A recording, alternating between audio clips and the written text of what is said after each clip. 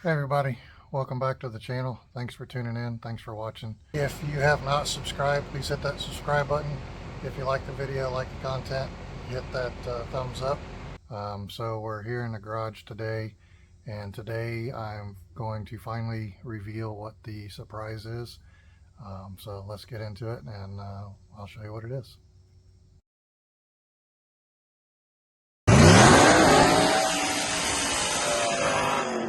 Been talking about this surprise for a little while, so here is a little teaser.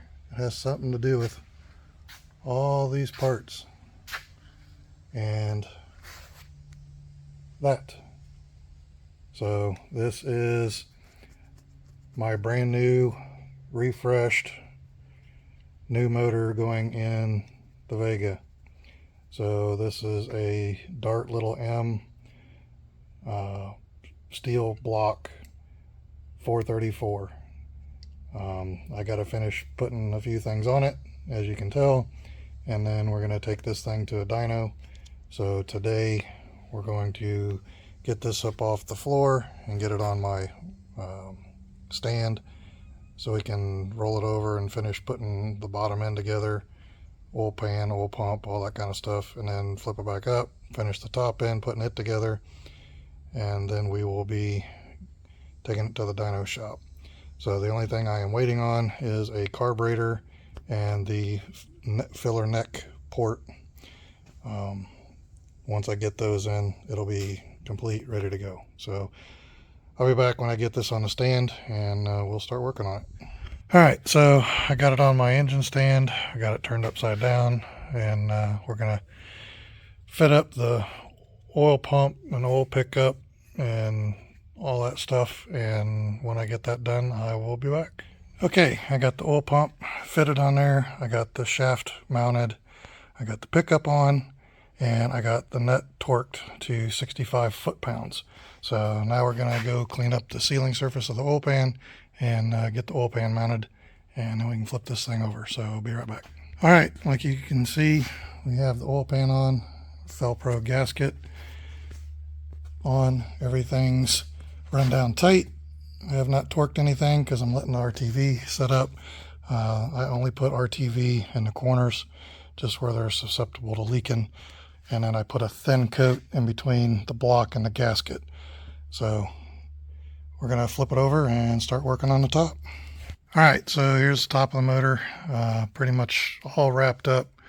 I still have to make my hoses that run from here up to my neck filler that I don't have yet, but I got my plugs in. I got the back ports in, valve covers on. I did have to add a 1/2 inch spacer to clear the girdle inside and to allow me to use these breathers. So that's how I managed to do that. So all I have left to do is make my hoses for the front and dump oil in it and prime it and get the distributor on. So like I said, I'm missing my filler neck. It is back ordered. It's supposed to be in next week, and my carburetor is being built right now, and I should have it next week, and then we can get this thing to the dyno shop. So here it is on the engine stand. So until I get the other parts and my hoses made, then we are done for the day. So thanks for watching, and we will be back as soon as I get all that completed. Okay, so we're back, and instead of just doing what I did every day, I've decided to just wait till I got it all done and then come back and do it and just do one more video. So all day Sunday, it took me basically to get this oil dipstick fabricated. So what I had to do is fabricate this bracket right here to be able to attach to this, because this bracket was like that stinking long and it wouldn't work. Light on the subject. So this bracket, like I said, was about this long, so I had to cut it off of the tube and then re-bend it to fit the tube, and then re-weld it back up, and then I repainted it, and it's good to go. So Oil filter was a whole debacle. Apparently I ordered the wrong one because I did not pay attention to the size of the threads. So I bought the wrong one, so I had to run down to the store real quick and buy that one, just so it would fit and I could put the oil in it. So oil is in the motor. I primed it.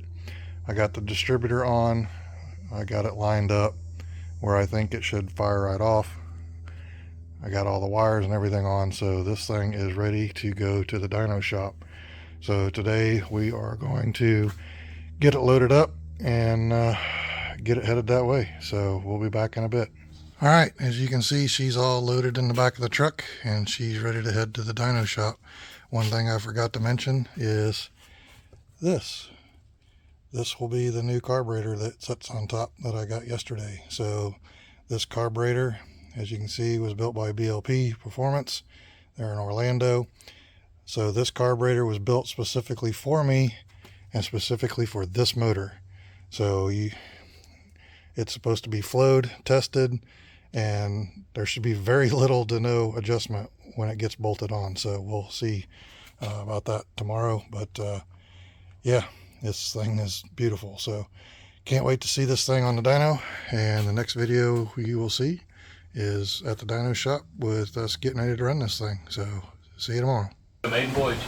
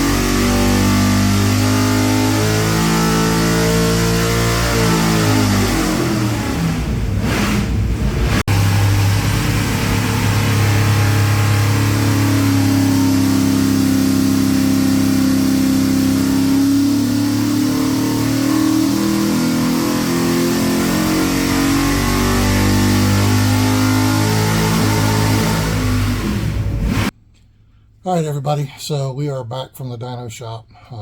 You all saw the runs, and motor ran really good.